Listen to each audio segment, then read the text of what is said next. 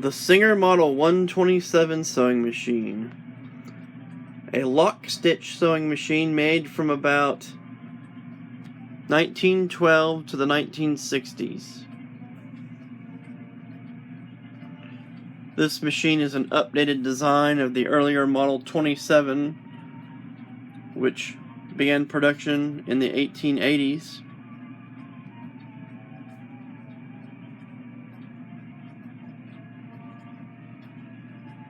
The Egyptian-themed decals you see here were known frequently as the Memphis decals. And the machine is known as a vibrating shuttle machine. So let's take a look at this interesting method of producing a lock stitch.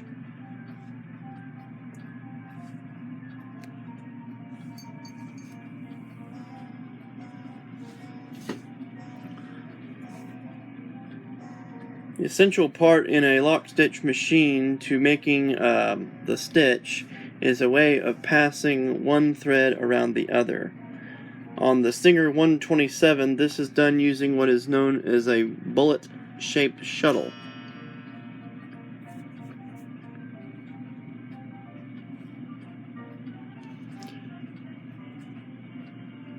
The first lock stitch sewing machines used what was known as a boat shuttle.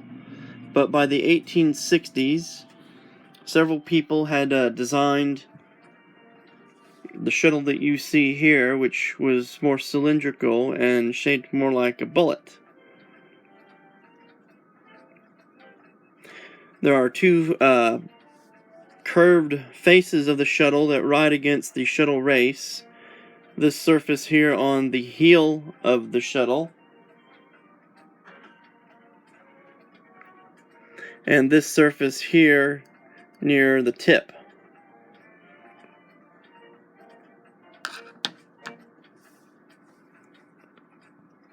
The two long slide plates on the bed of the machine are for accessing the shuttle area. And if we roll the machine over, there is the shuttle carrier.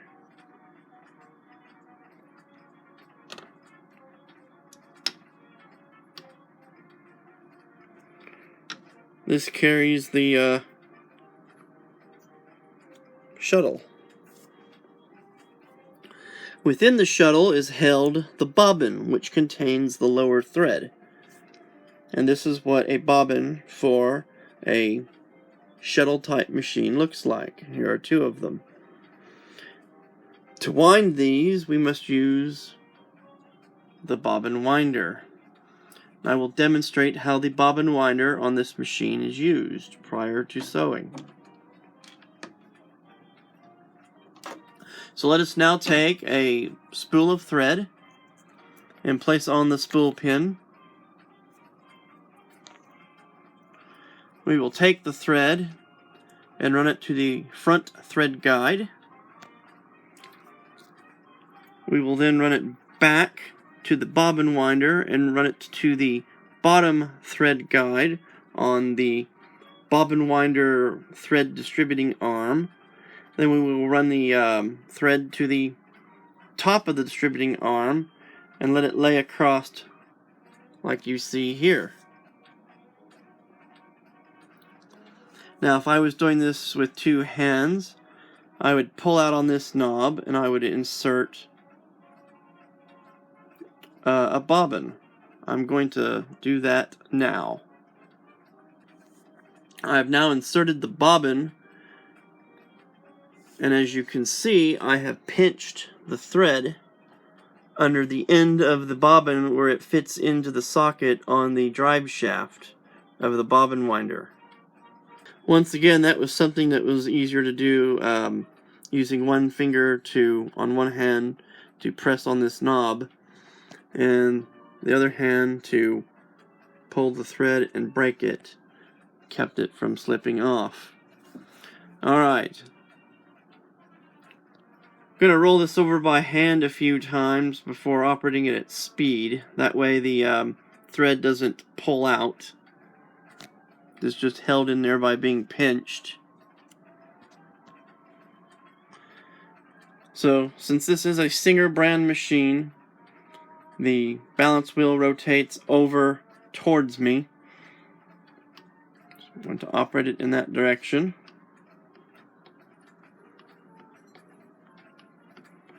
I'm going to run it enough turns to get a few turns of thread on there that I can run it at a higher speed and not have difficulties.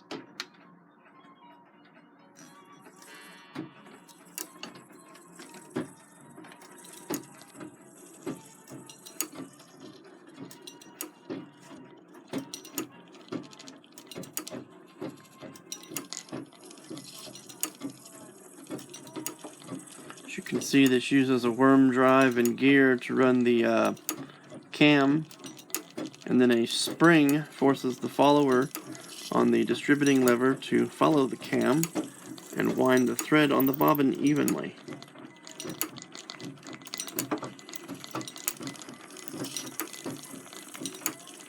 Alright, I believe that's enough thread on the bobbin. So we'll... Alright, I now have a bobbin with sufficient thread that we can install it in the shuttle. Now the shuttle, if we look at it, has a groove which runs down one side of it and then disappears under this tensioning spring. Now this groove is it has sort of an interesting shape if we was to take the spring off to take a look at it, but there's a few steps involved in threading the shuttle which are going to be difficult for me to demonstrate because they involve the use of both hands, but I will describe them and execute them one at a time so that you can get an idea of what goes on.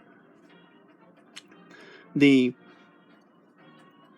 shuttle will be held in one hand like this, and the bobbin will be inserted as you see it here. And take note of the way the thread is coming off the bobbin. Inserted into the shuttle.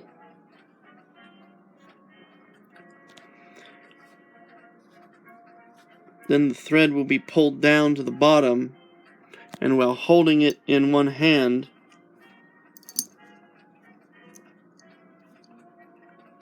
like this, pressure will be applied to the end of the bobbin spool so that the thread can be pulled down. And the way this slot is shaped is it has to be pulled down and passed over a point in the end of the slot closest to the tip, where it has to pass over so that in the next operation, when the thread is pulled back, it comes back and goes under the tension spring here. So, since I can't actually perform that operation on camera, I've just described it to you, and I'll do it off camera and then show you the end result. Okay, this is the end result. You see the blue thread exiting from underneath the spring where it is, and then coming out at the back here, like you see it. So that's how your shuttle should look when it's properly threaded.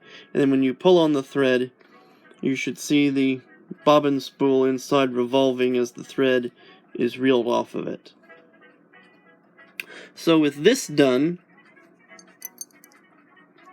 we can take our shuttle and install it. Now, as I explained earlier, this polished surface here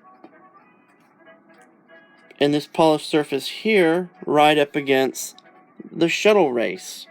And there is a well here packed with felt, which you oil, and then there's a small hole on the side in the face of the shuttle race that distributes oil to these surfaces to minimize the wear.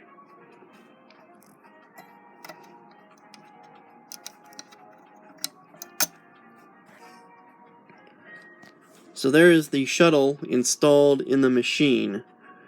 At this point I can close the slide plate, we are done in this area. Make sure the thread comes out in the right spot. Okay, now to thread the upper thread. And we've already got that partially started. As you can see, the spool of thread is on the spool pin. It runs to the front thread guide. Now we need to pass it through the tension discs.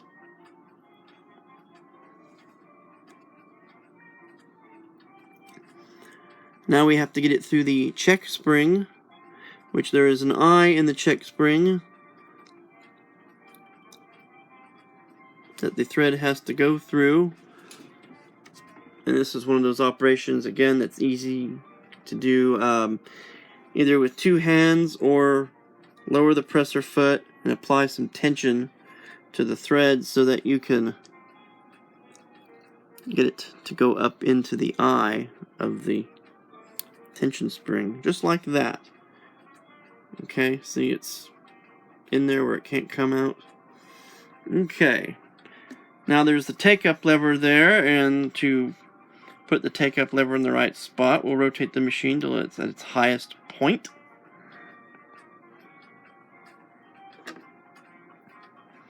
We'll take our thread and pass it through the take-up lever.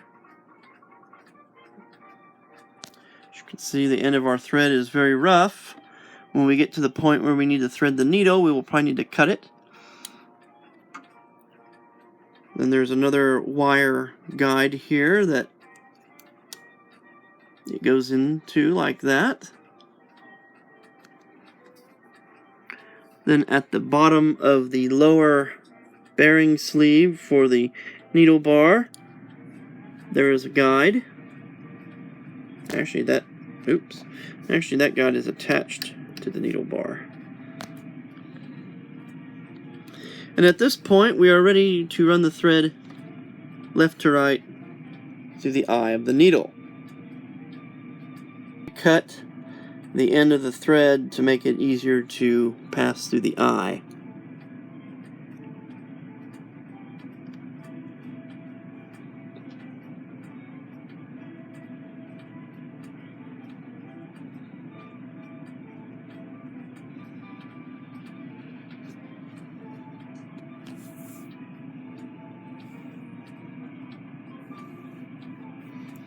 Alright, now we're ready to bring the lower thread up through the hole in the throat plate.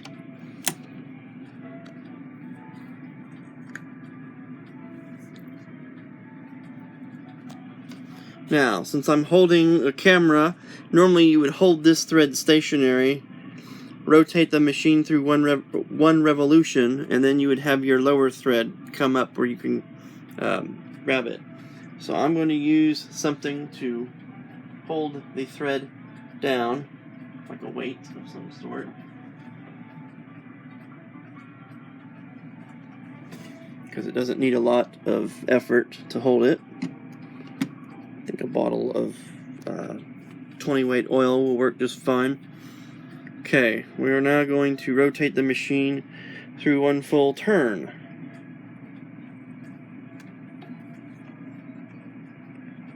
Then we will stop when the take-up lever is at its highest point, which it is right there. Now, like I said, if I was doing this one-handed, I would already have this thread in hand, and so I would just take it and bring it around to the front like so.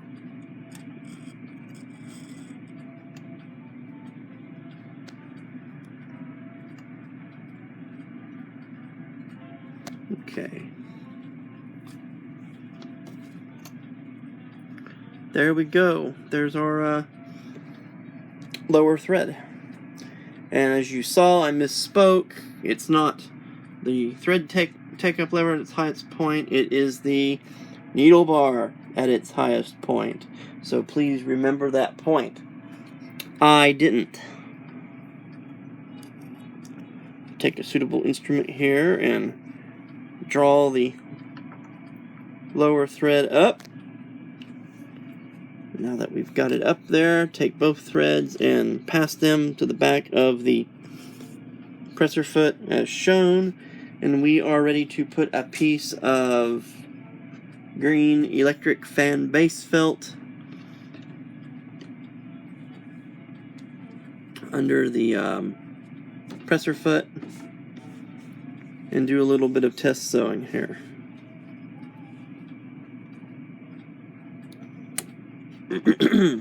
So let's make sure everything is working correctly. We'll roll the machine over by hand at a slow speed a few turns, and we'll run it at speed.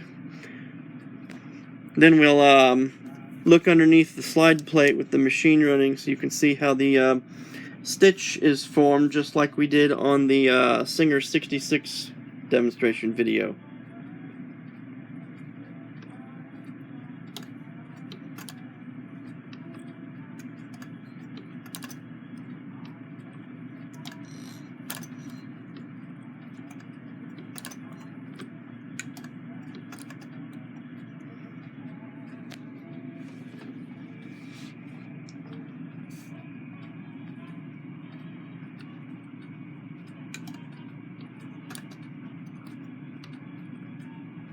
See the action of that check spring in this view.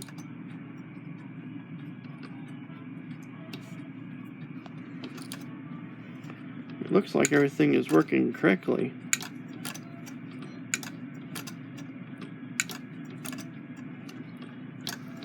There is our formed block stitch in the background. So, if you remember the video on how to treadle, you'll know what I'm about to do here. Let's see which way I need to go.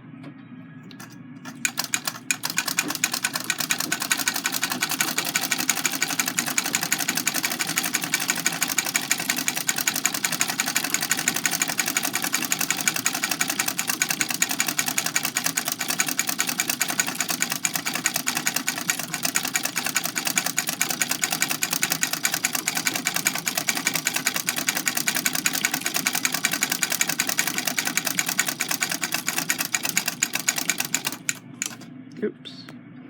Now if you turn it backwards like I kind of did, you probably will break a thread. Unless you're really lucky. Might just skip a stitch.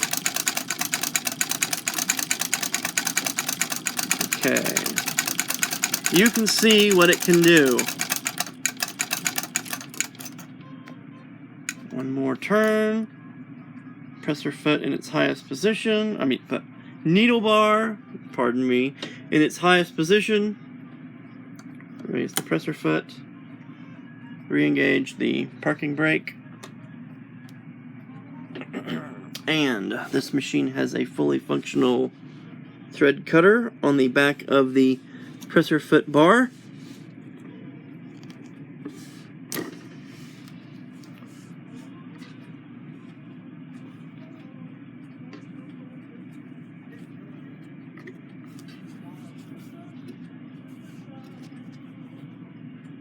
What am I doing? Good question. This. You have all this excess thread here. Okay. I cannot imagine what sewing one-handed would be like, but there. I managed to succeed in getting all these ragged ends cut off. Alright, so we have a nice folded edge here that will line up on the edge of the presser foot that we can use to demonstrate how the machine works in the stitching sense. We'll do another video at some other point that's more technical, showing the motions of all the cams and things that are in a sewing machine. That's, to me, the real interesting part of a sewing machine. Is it's a machine that can make things, and is also quite a interesting piece of engineering. Built at a time when cast iron and steel was the mainstay of anything worth building. Remember that. Nobody had figured out what planned obsolescence was. Sorry if I'm on my soapbox pontificating here a little bit, but it is very interesting stuff. Get a little bit more light here. Okay. So there's our shuttle and its carrier. We're getting ready to make a stitch. Pay close attention to what the needle bar does at the bottom of each stroke.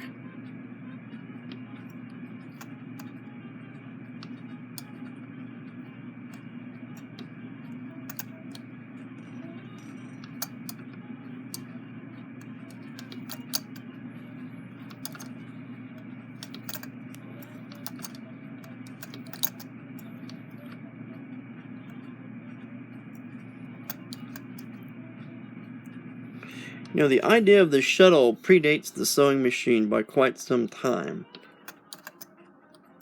because the shuttle came from the weaver's loom. It was a tried and true method of looping one thread around another. And as most people know, Elias Howe is generally associated with being the inventor of the first lock-stitch sewing machine, and his machine used what was known as the boat bobbin, which was used by many machines. I have a boat bobbin machine. I'll do a video of it at some point if there's interest. The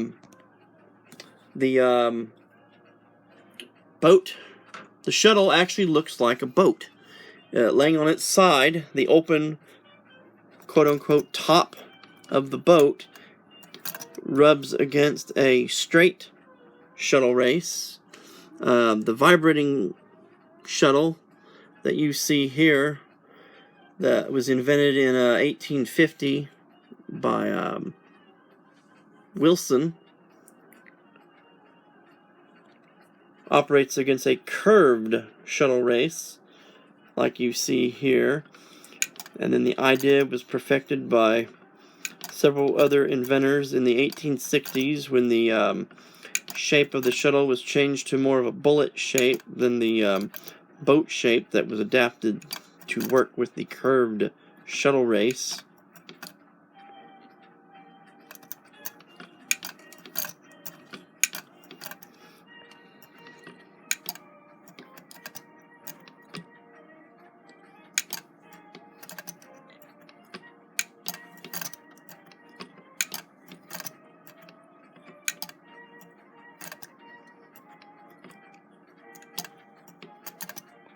Interestingly enough, for many years, even after other types of machines were introduced, the shuttle-type machines were generally the cheaper machines, and in consequence, they were sold in pretty great numbers.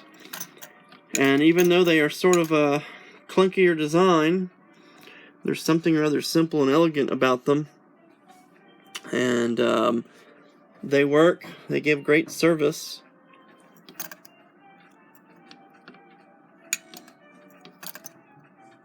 And it's amazing to think that something this old works so well, but it's true. This is what it's like when engineers rule and accountants are shot. No, little humor there. No offense, accountants. Okay, that looks like a good place to stop.